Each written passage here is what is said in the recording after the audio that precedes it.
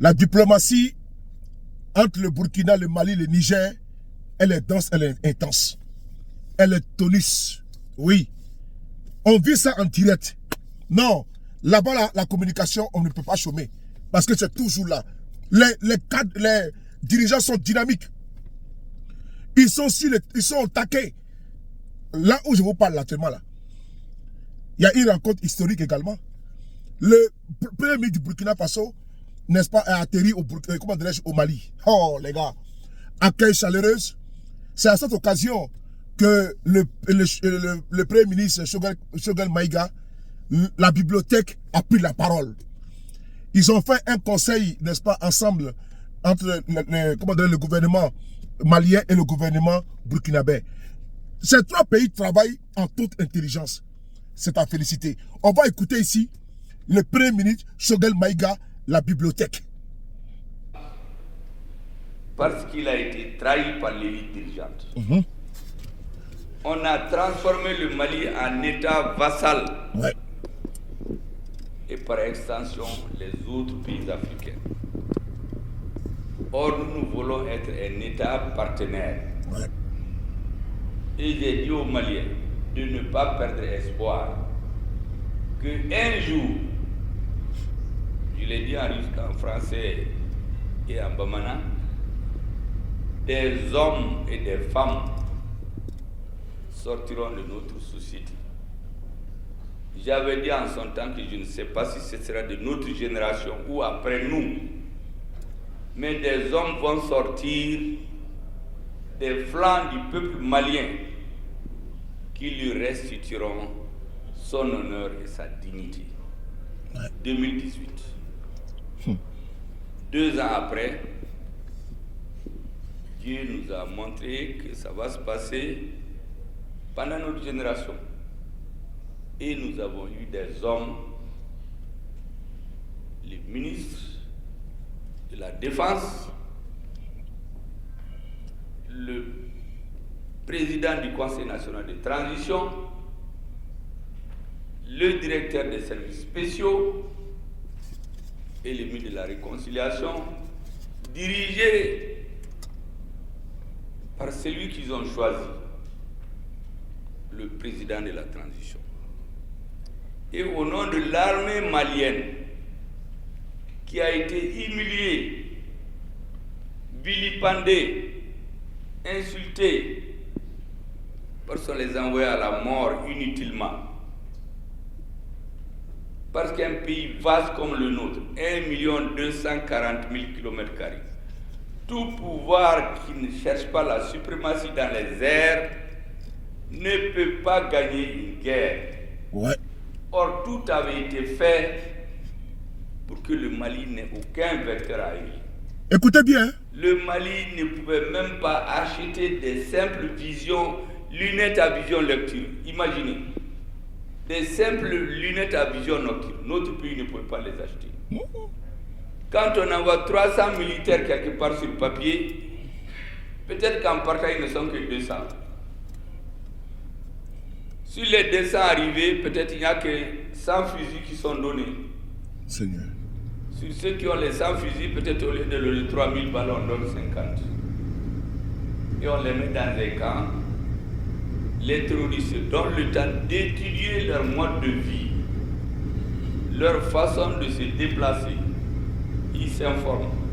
Ils se rendent compte qu'il n'y a pas 300 mais 200. Qu'en fait, il n'y a que 100 qui sont armés. Sur les 100, il n'y a que 50 qui sont opérationnels.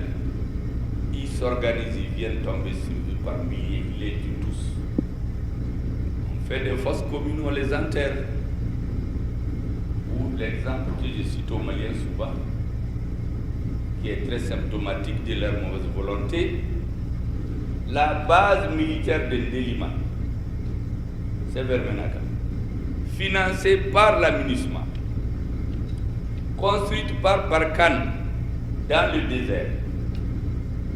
Et ils oublient, entre guillemets, de faire un forage. Tout le monde sait que le premier besoin de l'homme dans la vie, tout court, à fortiori dans le désert, c'est l'eau. Donc les militaires n'ont pas d'eau. Notre État n'a pas les moyens d'amener des milliers de cargaisons d'eau minérale. Les militaires sont obligés de sortir pour chercher de l'eau dans les hameaux aux alentours. Les terroristes étudient leur parcours. Et un jour, pendant qu'on puise dans le puits, les terroristes tombent sur eux, ils les tuent tous. Ils mettent des bonbonnes explosifs dans les véhicules. Ils retournent au camp. Rentrés dans le camp, ils le font exploser. Une bonne partie des militaires meurent. Ceux qui survivent, ils font 7 heures de combat. L'armée ne peut pas les secourir. Personne n'est un pays vaste. 400, 500, 200, 300 km. L'armée ne peut pas. Pourquoi? Parce que le Mali n'a pas de vecteur aérien. Seigneur. Et ceux qui les avaient, la MINUSMA et Barkhane, disent qu'ils ne sont pas venus pour ça. Donc on finit de tuer tous les Maliens. On vient les enterrer jusqu'au prochain drame. Ensuite, on vient dans un village. On tue toutes les personnes, 140 personnes, les femmes, les enfants. On les enterre dans les fosses communes. Le président vient, il pleure. Il menace les ministres, les militaires, on les monte à la télé pour montrer, comme le disent les Ivoiriens, qu'il est garçon. Les militaires tremblent. On passe l'image en boucle, on dit au Mali, il n'y a pas de militaires. Pendant ce moment, on continue de se moquer de notre armée. On invente même que dès que tu tires, ils fuient. On dit que c'est des lapins. Des hommes politiques vont en Occident. On les reçoit, on fait des réunions avec des élus. Ils disent, ah oui, au Mali, il n'y a même pas de militaires. Dès que vous tirez, ils fuient, c'est comme des lapins. Il y a des hommes politiques qui se lèvent. Ah, au Mali, il n'y a même pas d'armée. Ils ne sont bons que pour les coups d'État et les défilés. Tout cela s'est passé parce que c'était orchestré, des dirigeants complexés. Ouais. Imaginez-vous que des gens pensent à chercher à devenir président du Mali. Depuis ce temps, j'ai toujours dit que nous aurons des hommes, des femmes, des hommes et des femmes issus de ce peuple qui resteront son honneur et sa dignité. Ouais. Et c'est ce qui est arrivé le 18 août. Ouais.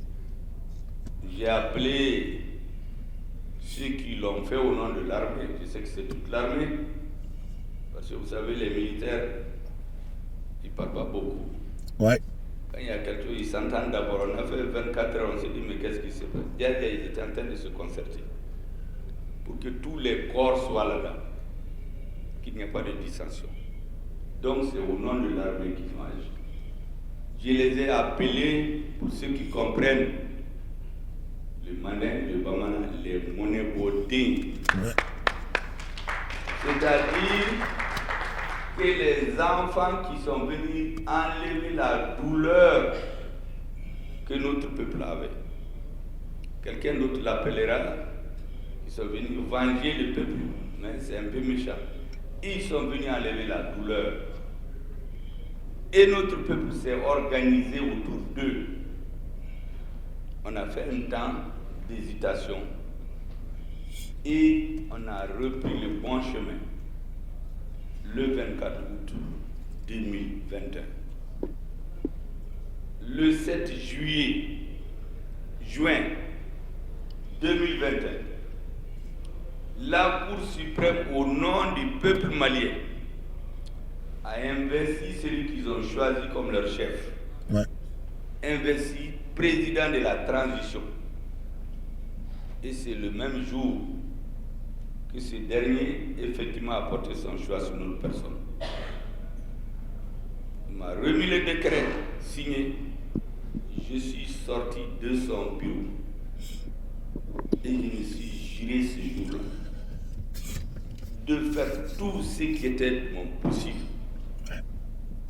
en bravant tous les risques, pour qu'un jour, l'honneur et la dignité des Maliens leur soient restitués. Parce qu'on a eu des monnaies. Merci beaucoup, Excellence. Ce qui reste, Ouais. c'est d'être ferme sur le chemin politique. Ne pas hésiter. Et que les militaires assurent la sécurité du pays et des institutions. Parce que nous visions un objectif. Cet objectif, on l'a atteint à mi-parcours aujourd'hui. Notre armée a pris. Quand notre ministre des Affaires étrangères, j'allais dire notre brillant ministre, Ouais. a dit à l'ONU, départ sans délai. Sans délai. C'est comme une explosion là-bas.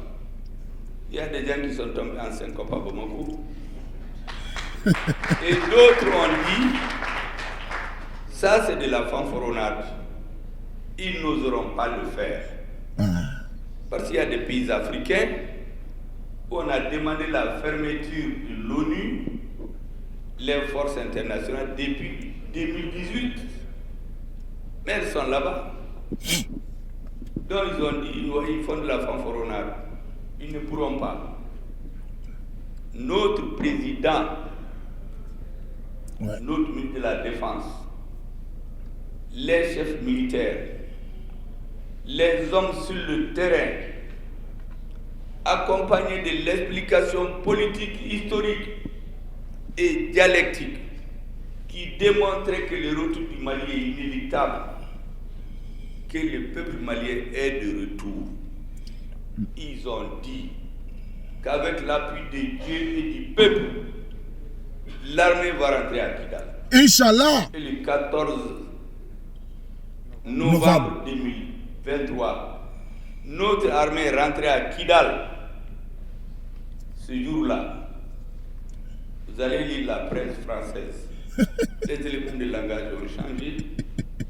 On ne parle plus de la SEMA. Comme je l'ai dit, on nous dit CSP et rebelle Touareg.